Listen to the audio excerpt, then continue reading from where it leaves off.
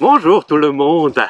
Je n'ai jamais pensé, la dernière fois que j'étais à Renan, qu'un jour j'allais prêcher dans le jardin de Paul Yersin au soleil, le chat à côté, moi un peu à l'ombre. Vraiment, je suis content de pouvoir m'adresser à vous comme ça. Et comme on parle beaucoup du coronavirus dans ces jours, j'ai essayé de trouver un passage qui pourrait nous inspirer dans cette situation. J'ai choisi 2 Chroniques, chapitre 20. Donc dans l'Ancien Testament, si vous pouvez essayer de prendre vos Bibles et puis on suivra un peu en même temps. Mais tout d'abord, j'aimerais prier que le Seigneur dirige cette rencontre. Dieu Tout-Puissant, c'est pour la première fois dans ma vie que je prêche dans un jardin. Je ne vois personne du public, mais inspire-moi, dirige-moi et permets que ça puisse être un encouragement pour beaucoup. Au nom de Jésus. Amen. Le sujet que j'ai choisi pour mon message, c'est la musculation pour notre foi. Et j'ai choisi cela parce que chaque fois qu'on rencontre des difficultés, j'ai l'impression que notre foi est fortifiée. Sinon, on ressemble un peu à un vieux assis sur son canapé, les cacahuètes à côté, la tasse de café en main, et puis on se plaint du monde, et puis en tout cas, on n'utilise pas trop les muscles. Mais s'il y a des événements comme ça, si tout est bouleversé, là, on doit y aller. Au lieu de se lamenter du monde, j'aimerais vous montrer cet exemple de l'Ancien Testament, du roi de Josaphat à Jérusalem, comment lui il a agi. J'essaie de souligner ça brièvement en 3 points, et puis dans une deuxième moitié de mon message, j'essaie d'appliquer ça à nous aujourd'hui. Donc le roi de Josaphat, ceux qui aiment la lecture de la Bible, vous lisez déjà 2 Chroniques, chapitre 18, 19, vous verrez, en ce qui concerne le militaire, il était bien équipé. Mais il était en conflit avec les Moabites. Et puis, eux, ils avaient une bonne stratégie de guerre, ils se sont liés à 2 autres nations et 3 armées ensemble. Ils ont attaqué Juda autour de Jérusalem, une immense armée. Le service secret n'a pas trop bien travaillé, j'ai l'impression, parce que quand Josaphat a appris que ces 3 armées marchaient sur Jérusalem, ils étaient déjà à 60 km. Vous voyez un peu, 60 km, bien sûr, ce n'étaient pas des chars modernes, ils étaient à pied, mais quand même 60 km, c'est trop tard pour bien se préparer. Et les 3 points que j'aimerais souligner dans la réaction de Josaphat, c'est premièrement sa réaction dans la prière, deuxième fois dans sa foi qu'il a mis en Dieu et troisièmement son action. Donc je lis en 2 Chroniques, chapitre 20, les premiers versets.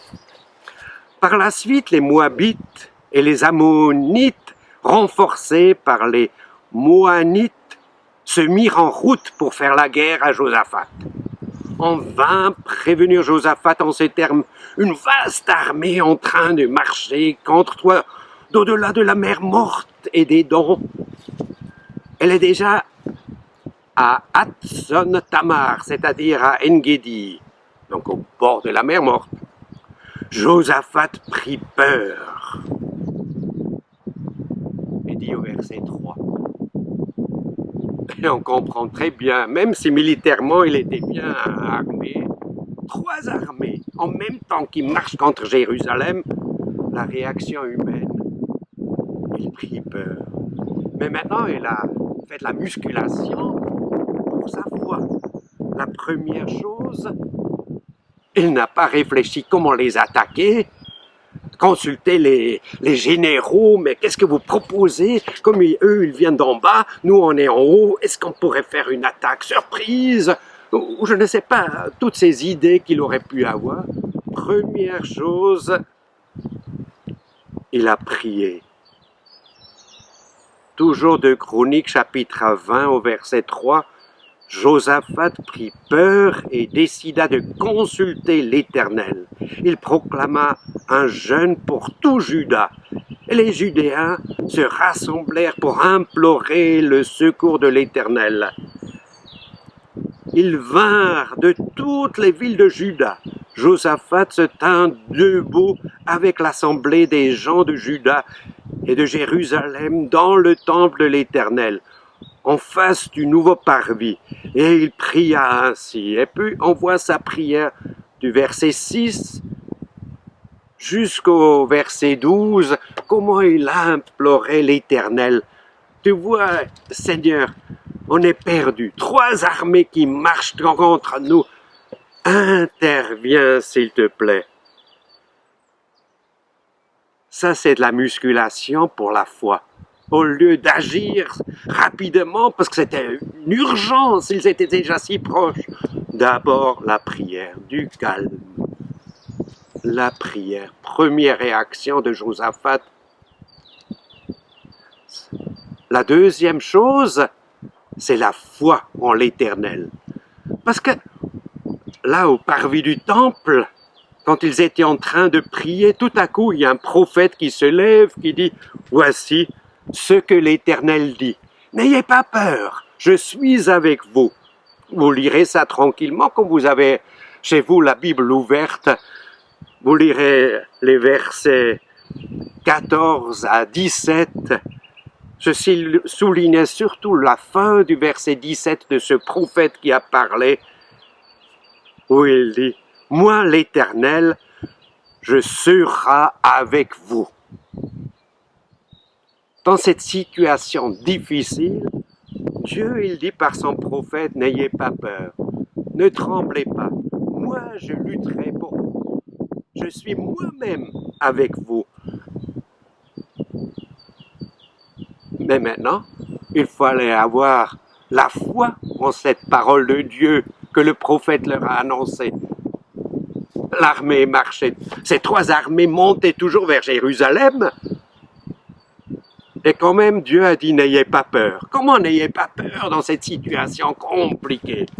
Je n'ai jamais vu 3 armées qui marchent bien équipées.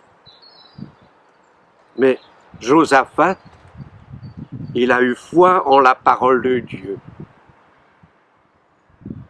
Et la troisième chose, le lendemain matin, ils ont agi suite à ce que la parole de Dieu leur a dit. Ils sont marchés contre les ennemis et ils ont mis l'équipe de louanges en tête de l'armée. Là où on mettait normalement les prisonniers, les premiers qui vont mourir, c'était les gens qui louaient l'Éternel. C'est comme ça ils ont marché contre les ennemis. Il fallait vraiment du courage d'agir maintenant. Non seulement s'enfermer en Jérusalem avec les murailles et tout, mais de marcher contre l'ennemi plein de courage. C'est ça qu'ils ont fait. Et vous verrez dans la suite du chapitre, dès qu'ils ont commencé à marcher, de s'éloigner de Jérusalem, Dieu a mis le désordre dans ces 3 armées. D'abord, 2 armées des ennemis se sont mis contre l'une des armées, et quand tout était éliminé, les 2 autres se sont attaquées l'une contre l'autre, et finalement, ils étaient tous morts, ces ennemis, quand les Israélites sont arrivés. Ça a pris 3 jours pour ramasser tous les trésors qu'ils avaient avec eux, parce que dans le passé aussi, dans nos pays, les armées prenaient tous les trésors avec eux, parce qu'il ne fallait pas laisser les choses précieuses à la maison, où les femmes et les enfants étaient seuls, il y avait des voleurs, mais là, entourés d'une armée, c'était protégé, mais ces trois armées ennemies étaient éliminées. Josaphat et ses amis ont pu faire un immense butin pendant 3 jours, et le quatrième, c'est au verset 26, le quatrième jour, ils ont loué l'Éternel. Le quatrième jour, ils s'assemblèrent dans la vallée de la louange, où ils louèrent l'Éternel. C'est pourquoi on a appelé cet endroit vallée de la bénédiction, nom qu'il porte encore aujourd'hui. Dieu a donné une immense victoire. Les muscles de la foi étaient fortifiés. Ils ont vu Dieu agir aujourd'hui. Et c'est ça que j'aimerais partager avec vous. Grâce à ce virus dont on entend parler, on ne le voit pas. Comme Josaphat, il n'a pas vu ces 3 armées qui montaient contre lui. Il a seulement entendu parler, mais il savait. C'est une réalité. Et nous de même, ne fermons pas les yeux devant la réalité, mais faisons de la musculation pour notre foi. Que notre foi puisse être fortifiée par cela. La première chose, la prière. Ne nous décourageons pas comme si un serpent fixe ses yeux sur nous et puis on est comme hypnotisé et on ne sait pas quoi faire. Non. Fermons les yeux pour la prière. On sait, rien n'est impossible à Dieu. Tournons-nous vers lui. Prenons le temps pour la prière. Le Seigneur a promis, priez et vous recevez. J'aimerais vous encourager dans ce premier point de faire comme Josaphat, de vous prendre le temps pour la prière, pour la protection, pour vous-même, mais aussi pour les autres. Tournons notre regard vers le Seigneur. Le deuxième point, la foi. Ayant la foi comme Josaphat en la parole de Dieu. Là, le prophète a dit, « Moi, l'Éternel, je serai avec vous, vous allez voir. » Mais Jésus a dit la même chose, le dernier verset de Matthieu 28, « Avant qu'il monte au ciel, je serai avec vous tous les jours, jusqu'à la fin du monde, ayant foi en Dieu. » Il tient sa promesse, mais on ne le voit pas. Comme on ne voit pas le virus, sa présence à côté de nous, on ne voit pas. Mais ayons foi en lui, en ses promesses. Ne craignons pas. On ne peut pas dire, comme au temps de Josaphat, qu'il n'y aura rien du tout qui nous arrive. Ça, je ne sais pas, ça c'est entre la main de Dieu. Parce qu'il a donné une telle victoire 850 ans avant Christ. C'est pas forcément que de nos jours, aucun chrétien ne sera atteint de ce virus. On ne sait pas, mais Jésus est avec nous. Ayons foi en lui. Et la troisième chose, agissons. Prions. Ayons foi en Dieu et agissons. Moi, je ne sais pas dans quelle situation vous êtes. Ce n'est pas une armée qui va aller attaquer les ennemis comme ça, mais comme Josaphat, il a placé le groupe de louanges devant son armée quand ils sont allés à la rencontre des ennemis, agissant. En tout cas, moi, je suis très très content de ce que de nos jours, on a le téléphone.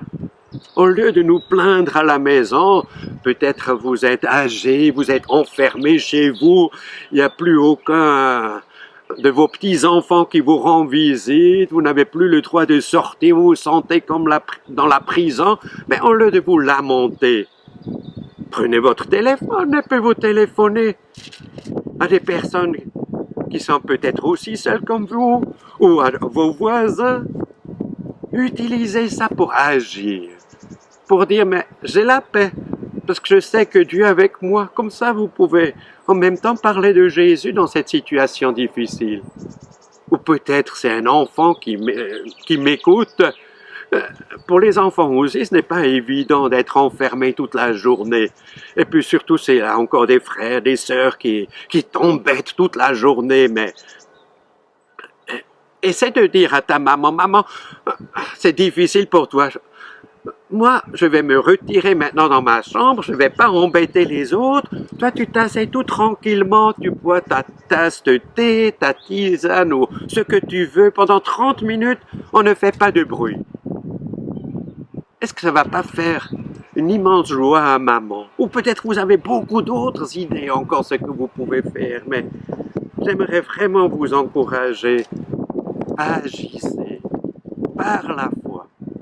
C'est ça, les points que j'ai retenus de ce chapitre de Chroniques 20, faisant de la musculation pour notre foi à travers de la crise par laquelle nous passons. Priez en Dieu, ayez confiance en sa parole et agissons. Je vous souhaite la bénédiction de Dieu dans ces jours difficiles. Amen.